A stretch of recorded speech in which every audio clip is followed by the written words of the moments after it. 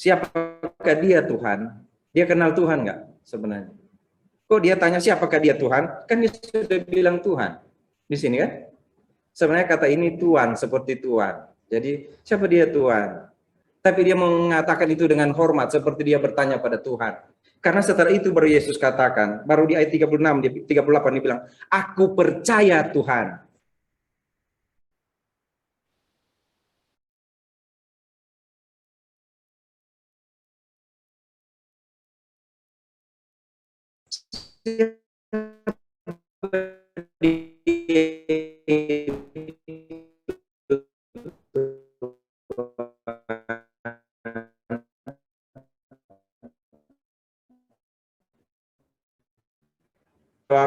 Engkau bukan sekarang engkau lihat dia, tapi bukan engkau melihat dia, tetapi yang ada sekarang adalah engkau bukan saja melihat dia, tapi dia sedang berkata-kata dengan engkau.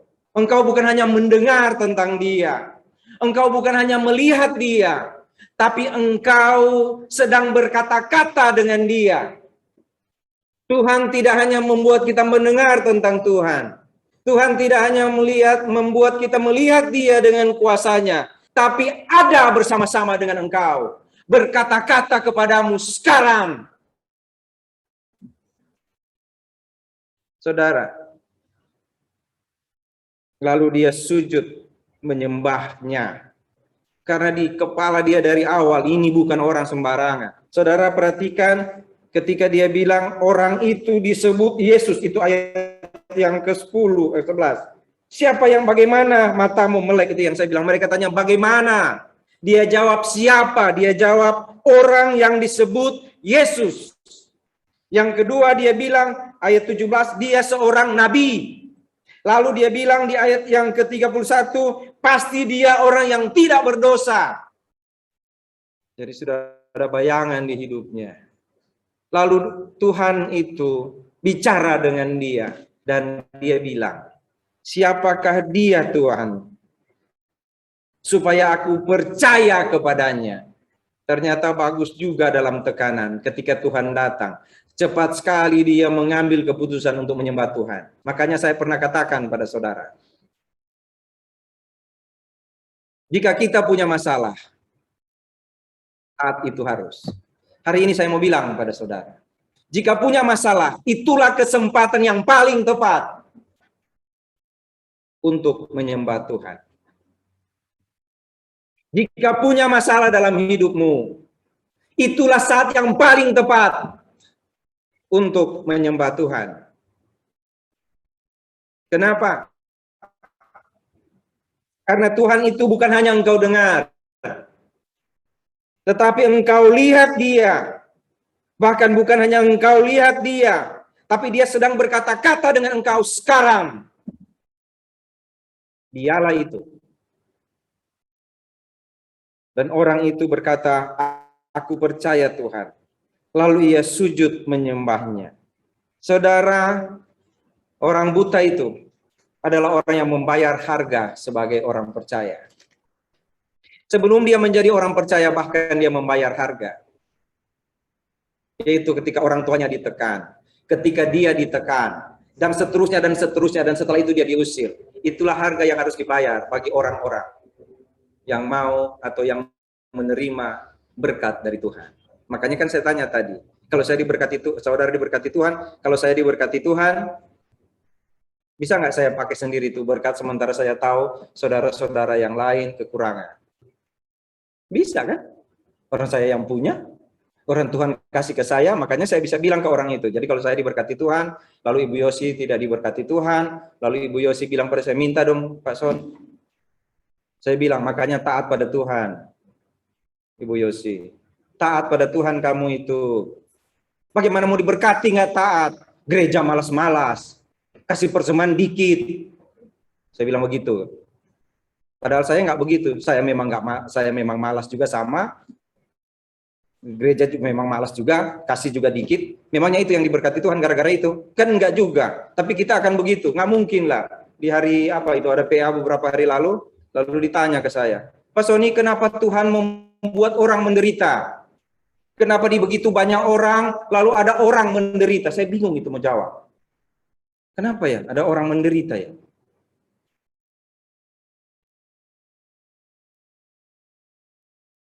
Tapi ada seorang anggota PA, Pak, Tuhan buat kita menderita, ada orang menderita supaya kita yang tidak menderita bisa menolong.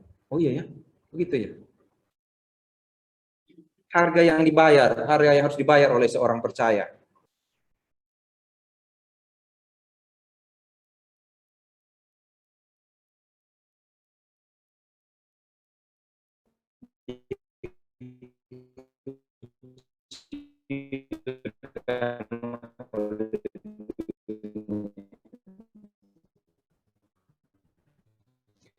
Tuhan bilang, kamu mengasihi dunia dengan apa yang ada, berubahlah. Roma pasal 2. Dia cuma nabi, dia cuma tidak berdosa, tetapi sekarang saudara lihat Tuhan beri kepada manusia itu, buta, mendengar tentang Tuhan, melihat, dan sekarang bicara tentang Tuhan. Saya bilang beberapa waktu lalu dan selalu itu di khotbah-khotbah di mana-mana, Tuhan memberi lebih dari yang engkau pikirkan. Ya kan? Tuhan memberi lebih dari apa yang engkau pikirkan. Hari ini saya mau bilang satu lagi, saudara. Tuhan memberi kepadamu lebih daripada yang engkau beri. Tuhan beri padamu lebih daripada yang engkau beri kepada orang lain. Jadi berilah sekarang.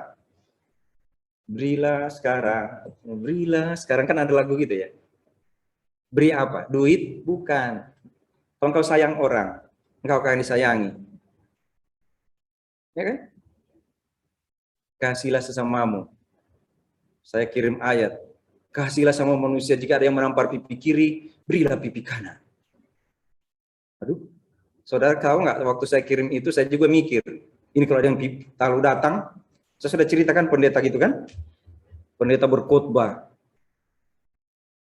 lalu pendatua datang padanya, dia tanya, Pak Pendeta, kita mesti menerapkan nggak firman Tuhan itu? Jika ada yang nampar pipi kiri, pipi kanan ya, berilah pipi kiri. Ada, mesti terapkan itu Pak, katanya. Sebagai orang pendeta kan rohani sekali. Harus terapkan, Pak. Dan penatua itu tampar ke pendeta. Pendeta langsung dari ayat lain ini.